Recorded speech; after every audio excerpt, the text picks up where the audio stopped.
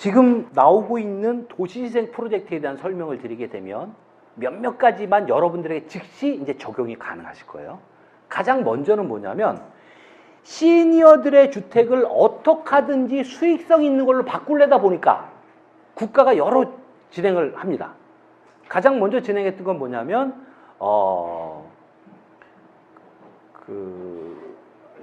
주택기금 100조를 한 군데 회사에 지금 줬어요. 주택보증공사라고 있어요. 그게 대한주택보증공사인데 그 이름이 중간에 도시가 하나 들어갑니다. 대한주택도시보증공사로 이름이 바뀌고 작년 7월 1일 날 100조를 받아갔어요. 그걸로 뭐 할 거냐? 바로 도시재생을 연구하고 비용을 쓰라라고 준 거예요. 국가 입장에서는 돌아올 수 없는 비용을 매년 110조, 140조 던질 게 아니라 돌아올 수 있는 비용으로 올해 100조 풀고 내년에 100조 풀고 후년에 200조 풀더라도 그 비용은 고스란히 돌아오잖아요. 누구로? 여러분들 주머니 안으로. 그러면 스스로 일이 생기고 시니어 경제 생태계가 움직이기 시작하는 거예요. 경제라는 거는 수출을 많이 해서 외부 돈이 들어오는 것만이 경제가 사는 게 아니라 내부적으로 뺑뺑뺑뺑 돌아가면 그게 경제예요. 우리는 워낙 작은 나라예요. 우리가 내수 시장을 가지려면 20만 평방킬로미터에 인구가 기본적으로 7천만이 돼야 돼요. 그전엔 내수가 안 됩니다. 여러 통계나 과거 사례. 그건 언제인지 아세요? 통일 이후예요. 그럼 22만 평방킬로미터에 인구 7천만 딱 들어맞아요. 근데 그것도 하세월이잖아요. 그럼 우리가 가지고 있는 능력들을 극대화시키자는 거죠. 여러분 개개인이 가지고 있는 문화적 상품들을 극대화시키고 그것으로 인한 수많은 사람들이 여러분들 한국을 찾게 만들고 또 하나 내가 손님이자 내가 또 하나 호스트가 돼가지고 충분히 비용을 주고받을 수 있어요. 두 사람의 거리에서 10만 원 주고 10만 원 주게 되면 경제 효과는 20만 원이 되는 거예요. 그런 것들을 만들어 나가자는 거죠. 그리고 제 궁극적인 목적 중에 하나는 이런 시니어 부동산 플래너를 많이 양성하고 싶은 거예요. 왜? 제가 떠드는 데는 한계가 있으니까. 그럼 여러분들의 강의 컨텐츠 중에 한쪽은 뭐냐면 시니어 부동산 플래너라는 것들을 만들어서 시장에 가서 얘기할 때 과목을 여러 개들을 내가 서너 개 장착할 때 그런 것들을 시장에 던지게 되면 얘기가 나온다는 거죠.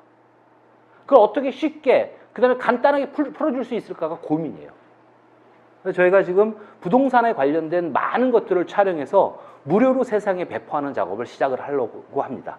그래서 일반인들이 어렵게 생각하는 것이 아니라 아주 간단한 문제를 비비꼬잖아요. 전문가라는 사람들은. 그리고 쉽게 만드는 방법들이 제겐 중요합니다. 그래서 도시재생 프로젝트에 있어서의 많은 내용들 중에서 짧게 설명을 드리면 도로의 사선 제한이 없어졌어요. 우리가 도로를 끼고 있는 주택의 경우에 도로가 10m면 높이는 15m예요. 1대 1.5예요. 이 도로 사선 제한이 없어졌어요. 도로 사선 제한이 없어졌다면 바로 어떤 문제가 생기냐면 여러분들이 도로에 붙어있는 여러분들의 주택이 이렇게 계단식으로 되어 있지 않습니까? 이게 쭉 펴진다는 얘기예요. 이건 지금 당장 됩니다. 내가 증축이나 리모델링을 통해서 바로 올릴 수가 있어요. 적게는 10% 용적률이 상향이 되고 많게는 50%까지 올라가요. 도로에 길게 붙은 집 있잖아요. 그리고 도로 사선 제한 받아 계단으로 꺾인 집 있잖아요. 그 현재 다 불법으로 해서 여러분들 과징금 내고 있을 거예요. 그런 부분들은 바로 필수가 있어요. 평균 약 한 20% 이상의 용적률 상승 효과가 나타납니다. 그럼 저기다가 방을 만들 수가 있죠. 또 하나, 여러분들이 지금 가지고 있는 단독주택을 기준으로 놓고 봤을 때 이 단독주택에 지금 이 정책이 포커싱이 많이 돼 있는데 서울 전체 면적의 6분의 1이 4층 이하 20년 이상 된 낡은 주택들이에요. 과거에는 어떻게 했냐면 이걸 신도시를 만들거나 뉴타운을 만들었었어요. 근데 다 실패했잖아요. 국가가 작년에 선언했습니다. 더 이상 대한민국 정부는 신도시를 만들지 않겠다. 서울시 뉴타운 정책 실패다. 전부 폐지하겠다. 그래서 은평 뉴타운이나 왕신 뉴타운처럼 완성되고 외 나머지 전부 해제해요. 그들을 스스로 살리게 하는 방법은 뭐냐? 도시재생이라는 방법밖에 없죠. 그래서 나온 것이 블럭 개발이에요. 블럭. 가로주택 개발 사업이라고 하는데 도로에 접한 몇 개의 주택들을 뭉쳐서 진행을 하게 되면 건폐율과 용적률을 상향을 주고 국가 자원도 자금을 지원해 주겠다는 거예요. 가장 쉽게는 내가 가지고 있는 주택이 예를 들어서 60평이다. 옆에 집이 100평이다. 160평을 맞벽 개발. 합벽 개발을 하게 되면 집하고 집 사이엔 거리가 있잖아요. 거리를 벽 하나로 똑같이 붙여버리는 거죠. 그만큼 건폐율 용적률을 상향시켜 주겠다는 거예요. 그게 합벽 개발에 의한 거고. 그게 새 집이 되고 내 집이 되면은 인센티브가 굉장히 커집니다. 그리고 2종 일반지구, 여러분들이 사시는 집이 대부분 2종 일반지구예요. 2종 일반지구의 높이자는 7층까지로 한계가 돼 있어요. 이번에 15층으로 바뀌었습니다. 15층으로 바뀌었다면 100평짜리 내 집에서는 15층으로 올릴 수가 없어요. 그러나 내가 쭉 몇 집하고 협상해서 진행이 된다면 15층 올라오면 번듯한 놈이 하나 태어나게 될 거예요. 그렇게 높이 올라간 주거 지역에서 일조권 문제가 생겨요. 태양을 못 받는 문제. 그 부분들도 일조권도 완화시켜버렸어요. 이것이 도시재생의 여러 골격들입니다. 지금 논의가 한참 되고 있고 일부는 시행되고 있고 일부는 지금 진행 중인 거예요. 그 다음에 또 하나는 여러분들이 만약에 낡은 단독주택을 가지고 있다면 과거에 지어졌다면 그거는 100평이라면 우리가 보통 2종 일반지구 같은 경우에 땅의 건축 면적이 건폐율이 60%지 않습니까? 근데 과거에 지었으면 한 90%나 100% 들어가 있는 집들도 많아요. 근데 이걸 부시고 지으면 낭비잖아요. 그래서 리모델링의 방식에 의해서 그대로 올리는 방법이 나오고 있어요, 지금요. 그것도 지금도 저희가 엊그저께 화요일날 경론을 벌이고 왔어요. 우린 하자라는 거고 정책 담당자는 그렇긴 한데 아직 넘어야 될 고비가 좀 있다. 그래서 논의를 하고 한참 하고 있어요.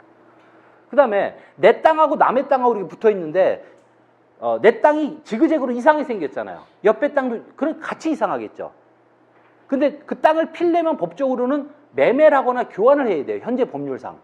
그런데 그렇게 합벽 개발에 대한 협정을 하게 되면 그 땅을 번듯하게 펴주는 방법도 지금 협의가 되고 있어요. 그건 아마 11월 달 정도에 나올 것 같아요. 그러면 여러 가지 측면에서 주택들이 일정한 형태를 갖출 것이고 그로 인한 기존의 건폐율 용적률에서 인센티브를 받게 되니까 그 방들도 더 많이 공급이 될 수 있다는 거죠. 또 그렇지 못한 경우에 집들도 있을 수 있어요. 그런 집들은 서울시 기준으로 하면 9천만 원까지 주거 리모델링 비용을 지원해 줍니다. 이자는 1.5% 정도 돼요. 비용의 반을 서울시가 내줘요. 다른 지역도 지금 논의가 한참 활발하게 돼 있어 국토부에서는 한 2억까지 집수리 비용을 주는 거를 지금 논의 중에 있어요. 이 많은 일련의 내용들이 요 근래에 다 나온 거예요. 왜 나왔냐? 핵심은 간단해요. 시니어들에게 스스로 독립할 수 있는 비용을 만들어 주자. 그러기 위해서 초창기 국가가 많은 부분을 좀 감내하자. 내용은 그거예요.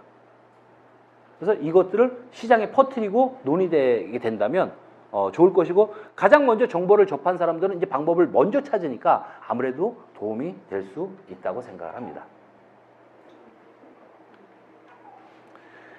그다음에 여러분들이 이제 많이 미래 설계나 이런 데 가게 되면 가장 많이 듣는 얘기가 영목이지 얘기 말씀 많이 들으실 거예요. 주택연금을 들으면은 나중에 집을 담보로 죽을 때까지 평생 월세를 받는다 이런 내용인데 객관적으로 딱 얘기를 하면요, 냉정하게 하면 주택연금은 금융이에요. 금융은 손해볼 짓은 절대로 안 합니다. 그러니까 주택연금이 짜여질 때의 구조 자체가 내가 조달금리 대비 이것을 운용했을 때의 이득이 마이너스는 안 되게 만들어져 있다는 거예요. 쉽게 얘기해서 공격적으로 나간다면 받는 사람이 조금 손해라는 거예요. 간단하게 얘기하면. 그런데 세상이 바보가 아니고 빨리 눈치를 채잖아요. 그래서 계속 진화를 하고 있어요. 그런데 핵심의 내용에서 가장 큰 변화는 뭐냐? 51대 49라는 거예요. 자, 여러분들이 만약에 영목이지에 가입을 하시고 싶어 하신다면 여러분들의 가지고 있는 주택의 전체 면적이 100평이라고 보자고요. 뭐 땅이 50평에 1, 2층 합쳐서 만약에 100평이라고 보면 과거에는 100평을 은행을 다 끊고 선순위로 주택금융공사에 설정을 해야지만 내가 영목이지를 받았잖아요. 그거는 변함이 없어요. 그런데 51%를 내가 살고 49%를 세를 줘도 됩니다. 근데 49%는 보증금을 받으면 안 돼요. 자, 그러면 저는 지금 살기를 건대 후문에 살고 있는데 저를 만약에 기준으로 본다면 제 땅이 63평인가 되니까 거기에 지금 2층 건물이니까 51%를 내가 살고 나머지 49%의 방을 저희가 1층에 지금